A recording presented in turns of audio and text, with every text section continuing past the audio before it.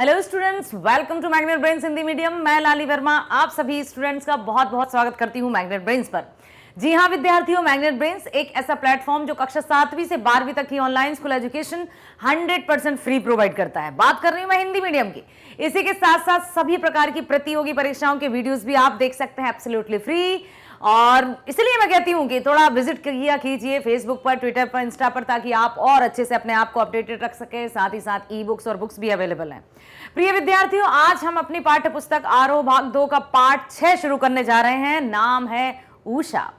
ऊषा का अर्थ, I hope आप image देखकर अनुमान लगा सकते हैं कि ऊषा का अर्थ क्या है। संभवतः आप सही समझ रहे हैं। ऊषा का अर्थ जानेंगे। कवि शमशेर बहादुर सिंह जी द्वारा रचित ऊषा के बारे में हम जानेंगे कि आखिर ऊषा क्या है, कहाँ का वर्णन किया है कवि ने, कौन से परिवर्तन या प्रकृति में होने वाले कौन कौन से चित्रण किया है कवि ने, ये सब जानेंगे इस वीडियो के दौरान। तो प्लीज मेरे साथ बने रहिएगा शुरू से लेकर अंत तक, ताकि आप हर एक कविता में प्रयुक्त जो भी शब्दावली है या जो भी कवि हमसे कहना चाहते हैं, जो भी कविता में निहित उद्देश्य है, उसको आप भली भांति जान सको और समझ सको। तो सबसे पहले हम चलते हैं कवि शमशेर बहादुर जी के जीवन परिचय की ओर और जानते हैं उनके बारे में। कवि शमशेर बहादुर सिंह जी। नई कविता के समर्थकों में शमशेर बहादुर सिंह की एक अलग छवि है। कहते हैं ना कि व्यक्ति का व्यवहार, व्यक्ति का गुण और व्यक्ति के कर्म उसकी अलग और अनूठी पहचान बना देते हैं। ठीक इसी प्रकार से शमशेर बहादुर सिंह जी की जो छवि है वो एकदम अनूठी है, अलग है। इनका जन्म 13 जनवरी सन 1911 को देहरादून में हुआ था और इनकी प्रारंभिक शिक्षा देहरादून में ही हुई। इन्होंने उच्च शिक्षा इलाहाबाद विश्वविद्यालय से प्राप्त की। चित्रकला में इनकी रुचि प्रारंभ से ही थी। चित्रकला मीन्स आर्टिस्ट, यस। लेखन कला में माहिर थे, चित्रकला में माहिर थे, पढ़ने में तो थे ही बहुत अच्छे, अव्वल।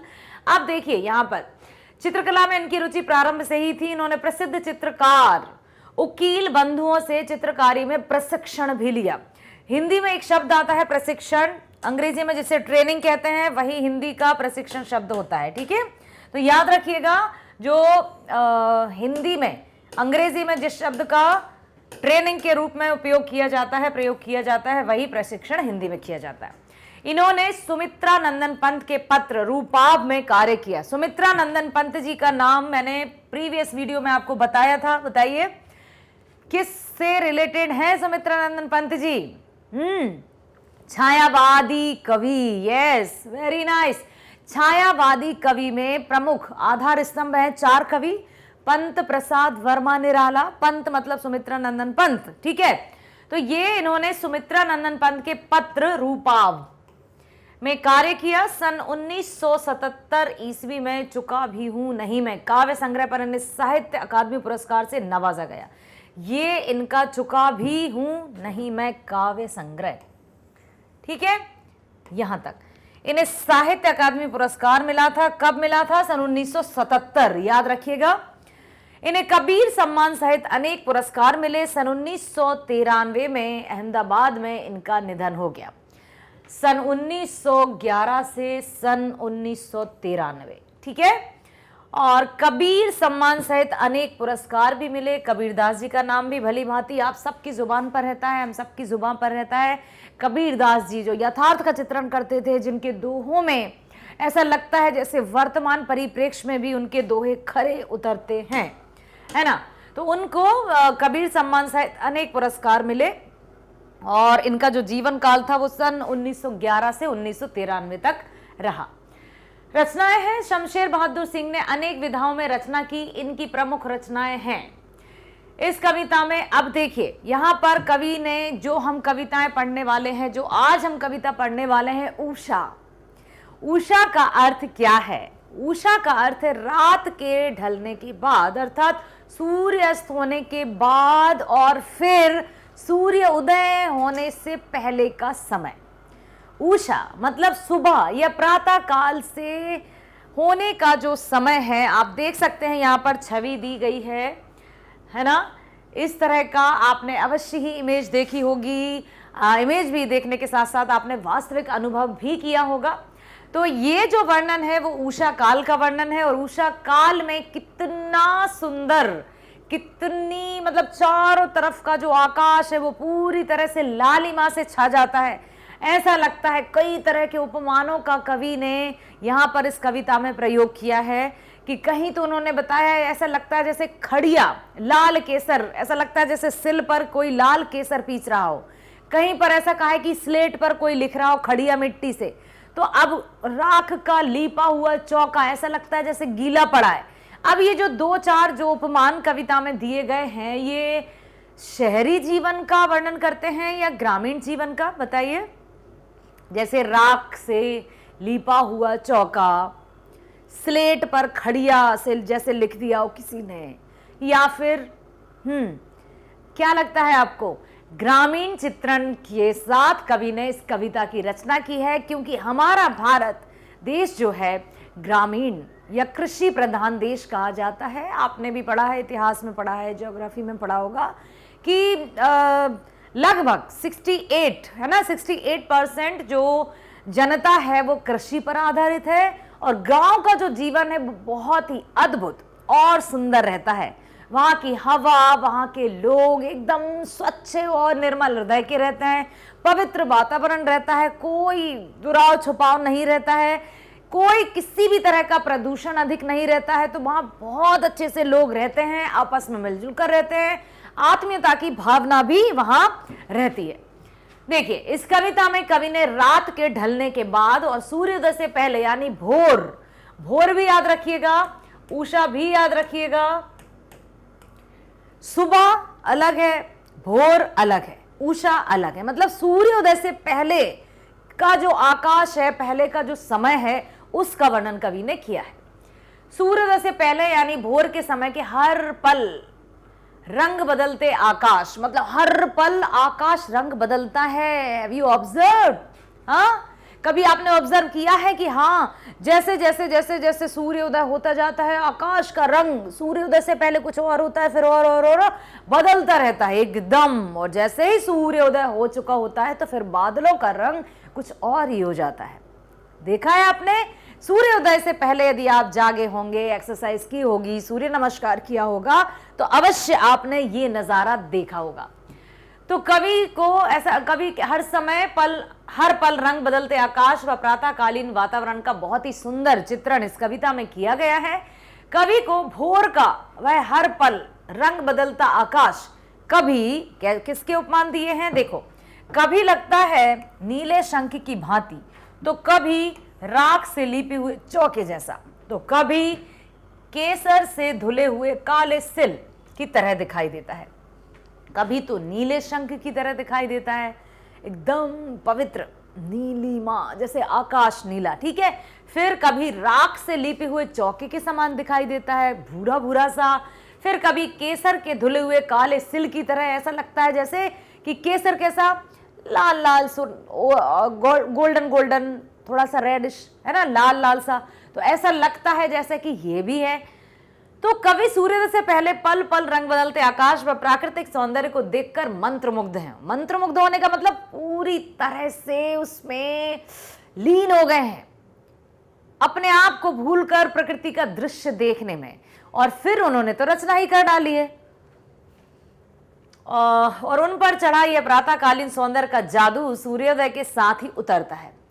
ये जो प्रातःकालीन जो उषा की लालिमा है जो चारों तरफ छाई रहती है, तो कवि प्रकृति के इस सौंदर्य को देखकर जैसे अपने आप में खो जाते हैं, अर्थात संपूर्ण वातावरण या वो जो समय है, वो जो पल है, उसको देखकर सब कुछ भूल जाते हैं। फिर धीरे धीरे धीरे धीरे जैसे जैसे सूर्योदय हो जाता है और प्रातःकालीन का जादू सूर्योदय के साथ ही उतर जाता है। इस कविता में कवि ने गांव की सुबह का बहुत ही मनोहारी वर्णन किया है। मनोहारी का अर्थ होता है मन को हरने वाला, अर्थात मन को भाने वाला। उषा कविता की यह विशेषता है कि यह गांव की सुबह का गतिशील शब्द चित्र है। गतिशील समझते हो? जैसे कि पल पल बदलता स्वरूप। गतिशील मतलब कोई स्टेबल नहीं है, ठीक है, काइनेटिक ऊर्जा की तरह है, काइनेटिक एनर्जी की तरह है, मतलब गतिशील शब्द है। राख से लिपा हुआ चौका, काली सिल में पीसा केसर, खड़िया से मली हुई स्लेट। खड़िया मिट्टी होती है और स्लेट स्लेट पर, जैसे हम लोगों ने भी स्लेट पर पढ़ाई की थी, काली स्लेट रहती थी पत्थर की, उस पर बत्ती से लिखते थे।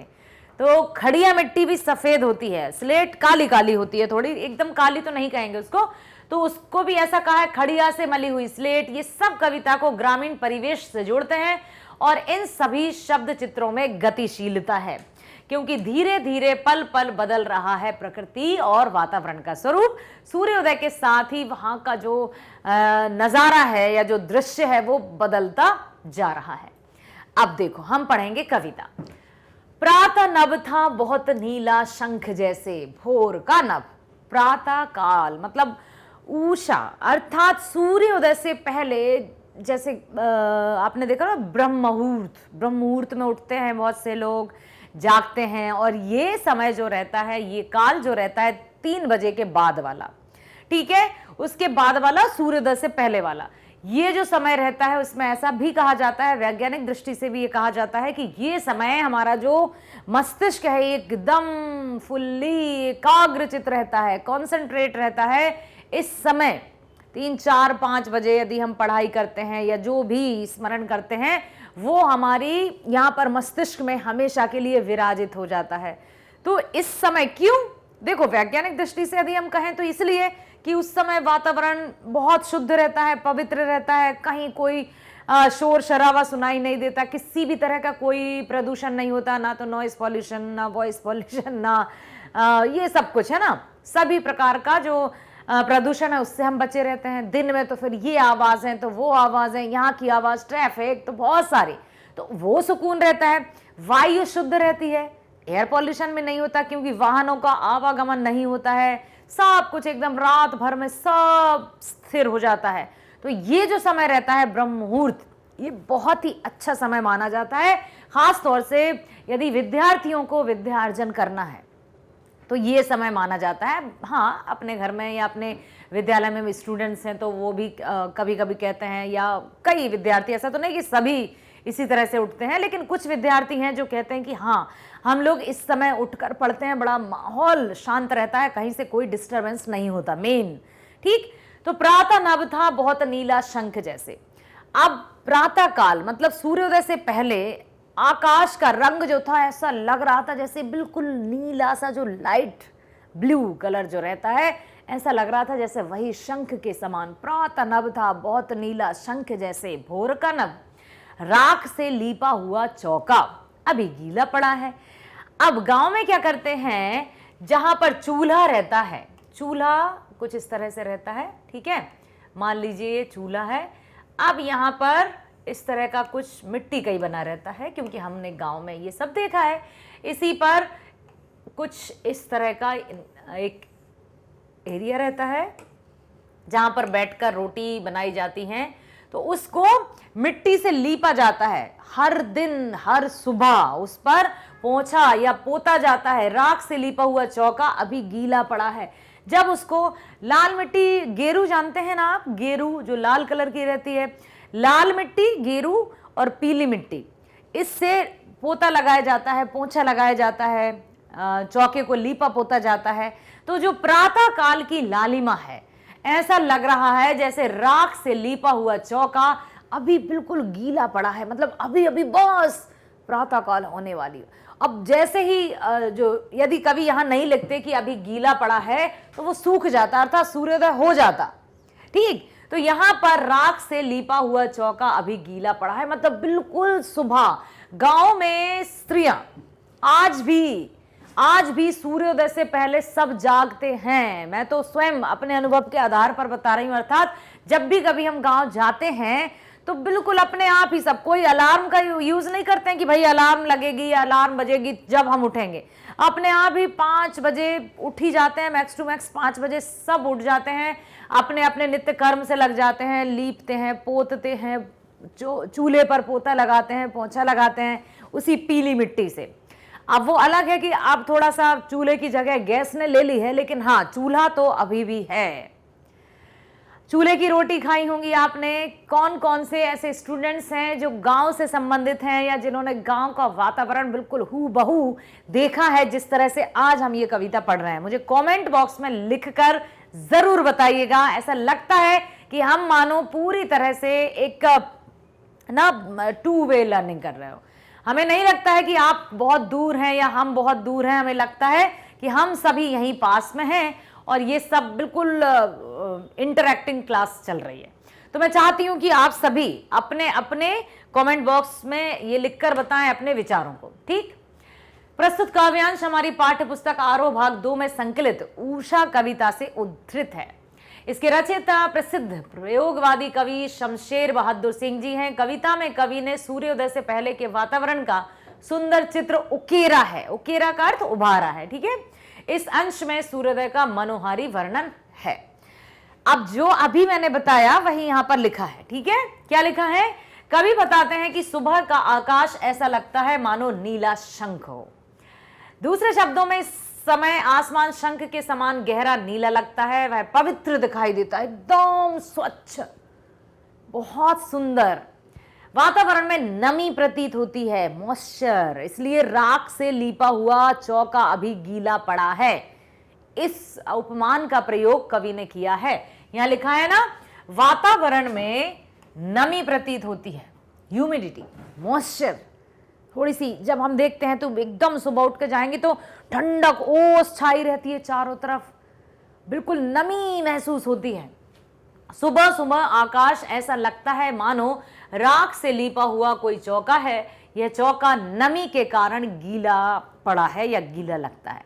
तो जिस तरह से चौके पर पोंछा लगाया जाता है पीली मिट्टी से, ठीक है, या गेरू से, तो उसी तरह से सूर्योदय से पहले का जो आकाश है वो नमी के कारण ऐसा, इतने सुंदर उपमान कवि ने दिए हैं कि ऐसा लगता है मानो राख से लीपा हुआ चौका अभी गीला पड़ा हो।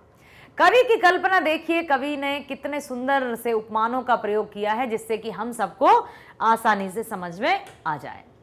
ठीक, बहुत काली सिल जरा से लाल केसर से की जैसे धुल गई हो, स्लेट पर या लाल खड़िया चौक मल दी हो किसी ने। पुनः कवि ग्रामीण जीवन के उपमानों का यहाँ पर प्रयोग करते हैं, क्योंकि ग्रामीण जीवन में ही आज भी लोग इस समय उठते हैं, जागते हैं, अपने नित्य कर्म करते हैं और उसी के अनुसार सूर्योदय हुआ जागना है, सूर्यास्त तक। ऐसा नहीं है कि कोई 12-1 बजे तक जाग रहा है। 7-8 बजे, 7 से 8 बीच में, 7 से 8 बजे के बीच में वहाँ का रात्रि भोज हो जाता है, डिनर हो जाता है। और हम लोग जो, यदि शहरों की बात की जाए, कि वहाँ तो 12 बजे, तो कोई 1 बजे, पता है 2 बजे सो रहे हैं, फिर उठ रहे हैं यहाँ 9 बजे 10 बजे। तो ये नियम क्या है? प्रकृति के नियम के अनुसार यदि हम चलते हैं तो प्रकृति भी हमारे साथ रहती है। तभी तो कहते हैं कि जो कार्य हम शिद्दत के साथ करते हैं तो पूरी कायनात भी हमारे साथ देती है या हमारा साथ देती है। तो बहुत काली सिल जरा से लाल केसर से की जैसे धुल गई हो। सिल बट्टा जानते हो आप? इस तरह का सिल और बट्टे रहते हैं, बट्टा रहता है ये पत्थर का। मान लो ये सिल है, अब आप इसको ये मत समझना कि इस पे इस तरह के थोड़े ऐसे वो रहते हैं ताकि इस पे मसाला अच्छे से पीसा जा सके। ठीक है, बट्टा रहता है जिससे बांटा जाता है, पत्थर का ही ये रहता है और सिल बट्टा इसको कहते हैं। तो इसको पकड़ के इस पे पीसा जाता है। कोई भी चीज इससे पीसी जाती है उसको बांटना भी कहते हैं। बांटना मतलब ये ऐसा नहीं कि इसको दे दिया उसको दे दिया, बांटना मतलब पीसना, मसाला पीसना, तरह तरह के जो कार्य होते हैं वो सिल और बट्टे से किए जाते हैं। तो इसमें भी इस तरह के थोड़े से ऐसा होता है ताकि उनका जो पीस अच्छे से पीस सके। यहाँ पर भी ये जो बट्टा रहता है इसमें भी रहते हैं। दोनों जब पीसते हैं तो कोई भी जो हल्दी हो, मसाले हों या कोई भी बहुत अच्छे से पिसती है, क्योंकि कोई भी मिक्सर ग्राइंडर इन सब का प्रयोग नहीं करते हैं। आज भी हमारे ही घर की यदि मैं बात बताऊं, गांव की बात बताऊं, तो वहां पर सिल और बट्टे से पिसी हुई लाल मिर्च आज भी वो सब्जी में डालकर खाते हैं। वो पिसा हुआ पैकेट नहीं लेते हैं, कहते हैं नहीं नहीं नहीं ये कोई शुद्ध है क्या, इसमें कलर मिला है, ये अच्छा नहीं है। और हरी मिर्च हो या कोई सी भी चटनी का जो टेस्ट रहता है ना, वो सिल बट्टे पर पीस कर बहुत अच्छा लगता है। बहुत काली सिल जरा से लाल केसर से की जैसे धुल गई हो।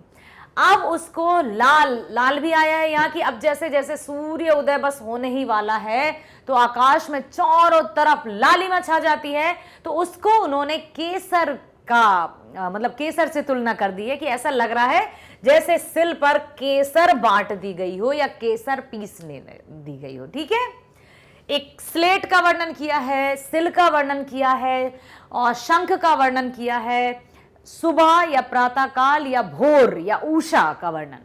स्लेट पर या लाल खड़ी या चौक मल्दी हो किसी ने, ऐसा लग रहा था जैसे कि लाल गेरू, गेरू सुना है ना आपने, गेरू देखा है क्या किसी ने? लाल कलर की होती है मिट्टी जिसे ढेग या चौका भी लगाया जाता है ना। तो ऐसा लग रहा है जैसे उस स्लेट पर या उस सिल पर लाल खड़िया किसी ने मल दी हो, क्योंकि अब तो चारों तरफ जैसे जैसे सूर्योदय होने वाला होगा, सूर्योदय जैसे ही आने वाला है, सूर्य आने वाला है, तो चारों तरफ पूरे वातावरण में लाल लाल लाल लाल, ऑरेंज ऑरेंज, गोल्डन गोल्डन, ये सब छा जाता है और इतना सुंदर माहौल, इतना सुंदर दृश्य लगता है कि कवि उससे अपनी आंख चाहकर भी नहीं हटा सकते हैं। हम कभी भी जब भी प्रसंग लिखते हैं तो हमें ये बताना होता है कि ये पंक्तियां कहाँ से ली गई हैं और इसमें हम कब का वर्णन करने वाले हैं। तो ये आरोह हमारी पाठ्यपुस्तक आरोह भाग 2 से संकलित है। इसके रचयिता सुप्रसिद्ध या प्रसिद्ध प्रयोगवादी कवि शमशेर बहादुर सिंह जी हैं। इस कविता में कवि ने सूर्योदय से पहले के वातावरण का सुंदर चित्र उकेरा है। ये कहना आप कभी नहीं भूलेंगे, ये लिखना आप कभी नहीं भूलेंगे कि ये जो कविता है इसमें सूर्योदय से पहले का वर्णन है। ठीक है, सूर्योदय के बाद का नहीं है, सूर्योदय के पहले जो प्रकृति में पल पल परिवर्तन होते हैं, प्रकृति में पल पल जो कलर्स चेंज होते हैं, उनका वर्णन कवि ने किया है। तो आप ये लिखेंगे कि प्रस्तुत कविता में शमशेर बहादुर सिंह ने सूर्योदय से पहले के वातावरण का चित्र उकेरा है या चित्र प्रस्तुत किया है। उकेरा के स्थान पर आप प्रस्तुत किया है भी लिख सकते हैं। ठीक है, कविता के इस अंश में सूर्योदय का मनोहारी चित्रण किया गया है कि मनोहारी मीन्स मन को हरने वाला। ठीक है, प्रातःकालीन आकाश का वर्णन करते हुए कवि कहते हैं कि सूर्य क्षितिज से ऊपर उठता है तो हल्की हल्की लालिमा की रोशनी फैल जाती है। अब यहां पर आया है सूर्य क्षितिज से ऊपर उठता है तो हल्की हल्की लालिमा की रोशनी फैल जाती है। क्षितिज, क्षितिज का क्या अर्थ है बताइए? क्षितिज शब्द सुना है आपने? हाँ, 9th 10th में आपकी पाठ्य पुस्तक कोर्स ए यदि आपने पढ़ा है तो कोर्स ए में क्षितिज आपकी मेन पुस्तक थी 10th क्लास में, यदि आपने पढ़ी है तो क्षितिज का अर्थ पता होगा आपको। और मैं बता देती हूं, क्षितिज अर्थात ऐसा स्थान जहां पर हमें लगता है कि जो पृथ्वी है और आकाश है वो दोनों एक हो रहे हैं, अर्थात वह स्थान जहां पर पृथ्वी और आकाश मिलते नजर आते हैं। दूर क्षितिज, क्योंकि जितने हम चलते जाएंगे हमें फिर वो दूर दिखते जाएंगे, फिर वो दूर से दिखते जाएंगे, क्योंकि ना तो आकाश का छोर है ना पृथ्वी का छोर है, वो भी है अपने उस पर। हम जाते जाएंगे लेकिन कोना तो कहीं नहीं मिलेगा, कॉर्नर तो कहीं नहीं मिलेगा। ठीक है, तो क्षितिज अर्थात जहां पर जिस स्थान पर ये आकाश है और दूर से ऐसे दूर से ऐसा लगता है जैसे पृथ्वी और आकाश मिलते नजर आ रहे हैं, पृथ्वी और आकाश एक हो गए हैं। और जब सूर्योदय होता है, अब सूर्योदय होने के पीछे आपको पता ही है कि पृथ्वी रोटेट करती है, फिर तब सूर्य दिखता है, तो उस कंट्री में ये दिखता है, ये हम सब वैज्ञानिक तरीके से जानते हैं। लेकिन जब हम जहां रहते हैं, चाहे हम गांव में रहें चाहे हम शहर में रहें, यदि हमने सूर्योदय का दृश्य देखा है, नहीं देखा है तो अवश्य देखिएगा, और देखा है तो बहुत अच्छी बात है, तब तो आपको बहुत आसानी से समझ में आ रहा होगा। ठीक है, कहीं पर पढ़ना अलग बात है, प्रैक्टिकल आप देखिएगा उसको तो बहुत अच्छे से ये कविता आप हूबहू वहीं पर आप स्वयं सेट करेंगे, अरे वाह ये तो हमारी उषा कविता चल रही है पूरी। थोड़ा सा सूर्योदय से पहले जाग कर देखिएगा, वो नजारा देखिएगा, फिर आपको इस कविता का अर्थ पढ़ने की आवश्यकता नहीं पड़ेगी, क्योंकि सब कुछ आप देखकर स्वयं भी जान जाएंगे और लिख भी पाएंगे। तो ऐसा लगता है जैसे सूर्य क्षितिज से ऊपर उठता है तो हल्की हल्की लालिमा की रोशनी फैल जाती है। लालिमा अर्थात जो रेड या ऑरेंज सा जो दिखता है, एकदम सुंदर सी छवि जो हमें दिखाई देती है, सूर्य जब उगता है कि आ रहा है और एकदम चमकते हुए गोले की तरह फैल जाता है चारों तरफ। ऐसा लगता है कि काले रंग की सिल को लाल केसर से धो दिया हो। ठीक है, आकाश का रंग नीला, फिर काला काला, थोड़ा भूरा भूरा, और फिर सूर्योदय होता है अपनी लालिमा लेकर। तो ऐसा लगता है जैसे जो सिल थी उसको लाल केसर से धो दिया हो। अंधेरा काली सिल तथा सूरज की लाली केसर के समान लगती है। अंधेरा जो है वो काली सिल के समान लगता है। सिल तो अभी देखा है ना मैंने आपको, जिस तरह से जिस पर मसाला पीसा जाता है, सिल और बट्टा रहता है पत्थर का, उसको सिल कहा है। ठीक, तो यहां पर कहा है कि अंधेरा काली सिल की तरह बताया है तथा सूरज की लाली केसर के समान लगती है। ठीक, तो सूरज की लाली केसर के समान यहां पर प्रतीत होती है। इस समय आकाश ऐसा लगता है मानो काली स्लेट पर किसी ने लाल खड़िया मिट्टी मल दी। मल दी मतलब इस तरह से रगड़ दी हो, उस पर पीस दी हो, उस पर डाल दी हो। अंधेरा काली स्लेट के समान व सुंदर की सुबह की लालिमा लाल खड़िया चौक के समान लगती है। और ये सुंदर सुंदर से उपमानों के माध्यम से कवि अप्रत्यक्ष या परोक्ष रूप से यही बताना चाहते हैं कि ये जो दृश्य है वो गांव का दृश्य है, क्योंकि अक्सर ये दृश्य शहरों में या महानगरों में तो दिखाई नहीं देते। अब दिखाई नहीं देते का तात्पर्य हम ये नहीं कहेंगे कि यहाँ सूर्योदय होता ही नहीं है या शहरों या महानगरों में सूर्योदय होता ही नहीं। हाँ, ये जरूर कह सकते हैं कि सूर्योदय कब हो जाता है लोगों को पता नहीं रहता, लेकिन हम सबको भी शामिल नहीं कर सकते हैं। ऐसा नहीं है कि हर एक व्यक्ति या कोई भी व्यक्ति सूर्योदय की लालिमा को देखता ही नहीं है।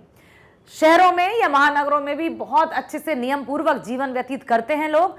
और आप में से भी कई गांव में रह रहे होंगे। यदि गांव में आप रहते हैं तो अवश्य मुझे बताइएगा, और अच्छा लगेगा आपके अनुभवों को जानकर। तो ये सब जो दृश्य है, कवि ने सुबह की प्रातःकाल लालिमा का वर्णन किया है। अब है, नील जल में या किसी की गौर झिलमिल देह जैसे हिल रही हो। नील जल में या किसी की गौर झिलमिल देह जैसे हिल रही हो, और जादू टूटता है इस उषा का, अब सूर्योदय हो रहा है। अब क्या हुआ, नील जल में या किसी की गौर, जब हम जैसे ही, क्योंकि ये अनुभव किया है तो और ऐसा लग रहा है कि हाँ सच में शमशेर बहादुर सिंह जी ने क्या तो रचना की है, रियलिटी है, ये वास्तविकता है, क्योंकि अनुभव किया है। और यदि हम अनुभव नहीं करते हैं किसी को तो सिर्फ हम सुनते हैं, या आप मेरी बातों को सुनेंगे और उसको सुनकर समझेंगे। और जब हम वास्तविक रूप में उस दृश्य को देख चुके होते हैं, उस नज़ारे को देख चुके होते हैं, या हमें अनुभव होता है, तो हमें बहुत, हम अपने आप को कोरिलेट कर पाते हैं, कनेक्ट कर पाते हैं उससे, तो और अच्छा लगता है। अब देखिए, नील जल में या किसी की गौर झिलमिल देह जैसे हिल रही हो। अब जब हम जल में अपनी परछाई देखते हैं, क्या आपने कभी नदी में या जल में अपने आप को देखा है? जल क्या एकदम ठोस की तरह स्थिर रहता है, स्टेबल रहता है? नहीं, हिलता रहता है ना, थोड़ा थोड़ा थोड़ा थोड़ा। तो हमारी जो शैडो है या हमारी जो इमेज है वो भी हिलती है। तो यहां पर नील जल में या किसी की गौर झिलमिल देह जैसे हिल रही। गौर मतलब गोरी या बहुत सुंदर छवि। ऐसा लगता है प्रातः काल में कि जो नीला नीला आकाश है उससे सूर्य जब निकलता है तो झिलमिल झिलमिल झिलमिल, बहुत सुंदर। ऐसा लगता है कि गौर झिलमिल देह जैसे हिल रही हो, और जादू टूटता है इस उषा का, अब सूर्योदय हो रहा है। कवि यहां पर कहना चाहते हैं कि जो इतना सुंदर दृश्य था, जो मनोहारी दृश्य था, जो मनोरम करने वाला दृश्य था, अब धीरे धीरे धीरे वो जादू टूटता नजर आ रहा है और अब सूर्योदय हो रहा है। तो जो सुंदरता थी या जो उषा थी या जो लालिमा चारों तरफ बिखरी थी, अब वो धीरे धीरे चली जा रही है, समाप्त हो रही है। देखिए, पुनः हम यही प्रस्तुत काव्यांश हमारी पाठ्य पुस्तक आरोह भाग 2 की पाठ 6 उषा से लिया गया है। कवि हैं शमशेर बहादुर सिंह जी। इन पंक्तियों में या इस कविता में कवि ने सूर्योदय से पहले का चित्र उकेरा है, या सूर्योदय के पहले का जो प्रकृति का चित्रण है वह किया है। साथ ही साथ उन्होंने प्रकृति या सूर्योदय से पहले जो प्रातःकाल लालिमा छाई रहती है उसको कई उपमानों के माध्यम से यहाँ व्यक्त किया है, और कहीं काली सिल तो स्लेट, इन सभी उपमानों से ये साफ झलकता है कि कवि ने ग्रामीण दृश्य को यहां पर रखा है। कवि ने भोर के पल पल बदलते दृश्य को सुंदर वर्णन किया है। मतलब पल पल, मतलब पल पल समझते हो ना, क्षण क्षण, एकदम प्रतिक्षण, पल पल, ये जो हमारी पलकें झपकती हैं कितनी ही बार हम गिन नहीं पाते हैं, तो वो पल पल जो बदलता है प्रकृति का स्वरूप, उसका ही वर्णन किया है। वे कहते हैं कि सूर्योदय के समय आकाश में गहरा नीला रंग छा जाता है, गहरा नीला रंग। सूर्य की सफेद आभा दिखाई देने लगती है। आभा का अर्थ होता है सुंदरता, मतलब उसका सौंदर्य। ऐसा लगता है मानो नीले जल में किसी गोरी सुंदरी की देह हिल रही हो। ऐसा लगता है मानो उस गहरे नीले पानी का भी कलर कैसा माना जाता है, ब्लू। आकाश का भी कलर कैसा माना जाता है, ब्लू माना जाता है, ठीक है। तो ऐसा लग रहा है जैसे गोरे शरीर या गोरी देह उस पानी में अपने आप को देखकर मुस्कुरा रही है और वो सुंदर सी देह उस पानी में हिल रही हो। तो सूर्य की सफेद आभा दिखाई देने लगती है। ऐसा लगता है मानो नीले जल में किसी गोरी सुंदरी की देह हिल रही हो। धीमी हवा, बहुत स्लो स्लो स्लो हवा चलती है और नमी के कारण सूर्य का प्रतिबिंब हिलता सा प्रतीत होता है। यस, जब सूर्योदय होता है तो एकदम से ऐसा नहीं हो जाता, ऐसा ऐसा ऐसा ऐसा ऐसा ऐसा ऐसा ऐसा झिलमिल झिलमिल झिलमिल झिलमिल झिलमिल, मतलब हिलता सा नजर आता है। वो जो वातावरण रहता है उसी वातावरण का कवि ने चित्रण किया है कि धीमी हवा और नमी के कारण सूर्य का प्रतिबिंब हिलता सा प्रतीत होता है। उपमा अलंकार है यहाँ पर। कुछ समय बाद जब सूर्योदय हो जाता है तो उषा का पल पल बदलता सौंदर्य एकदम समाप्त हो जाता है। ऐसा लगता है कि उषा का जादुई प्रभाव धीरे धीरे कम होता जा रहा है। तो सूर्योदय के पहले का जो चित्रण कवि ने किया है, मैं चाहती हूं आप अवश्य उसको अपनी इन्हीं आंखों से देखें और उस नज़ारे को, उस दृश्य को देखकर मुझे बताएं कि हाँ, हमने भी यह दृश्य देखा जो हमने कविता में पढ़ा। ठीक है, समझ में आया? आशा करती हूं सुना है तो समझ में जरूर आएगा। और यदि अनुभव किया है आपने ऑलरेडी, यदि आपने सूर्योदय से पहले का यह दृश्य देखा है तो और भी बहुत अच्छी बात है, उत्तम पर सर्वोत्तम हो गया है। यदि नहीं देखा है तो देखिएगा जरूर। मैं आशा करती हूं आप मेरी हर बात को, मतलब जो आपको लगता है कि हाँ भाई लाली मैडम सही कह रही हैं, तो उन बातों को अवश्य आप सुनेंगे, समझेंगे और कमेंट बॉक्स में लिखेंगे। प्रिय विद्यार्थियों, हम यहाँ पर आपके लिए ही हैं। हर एक विषय की शिक्षा है 100% फ्री। हिंदी मीडियम की मैं बात करूं तो कक्षा 7वीं से 12वीं तक की online school education 100% free provide की जाती है आप सभी को। साथ ही साथ सभी प्रकार की प्रतियोगी परीक्षाओं की वीडियोस भी आप देख सकते हैं 100% फ्री, जिनमें शामिल है NTSC, olympiad, IIT, JEE, NEET, UPSC, bank, insurance, सभी प्रकार की। साथ ही साथ ट्विटर, इंस्टा, फेसबुक पर जाइए और अपने आप को अपडेटेड रखिए। बुक्स और ई बुक्स भी अवेलेबल हैं। बने रहिए हमारे साथ। मिलते हैं नेक्स्ट वीडियो में। स्वस्थ रहिए, खुश रहिए, हंसते रहिए, खिलखिलाते रहिए, पढ़ते रहिए। Bye bye. Thank you so much.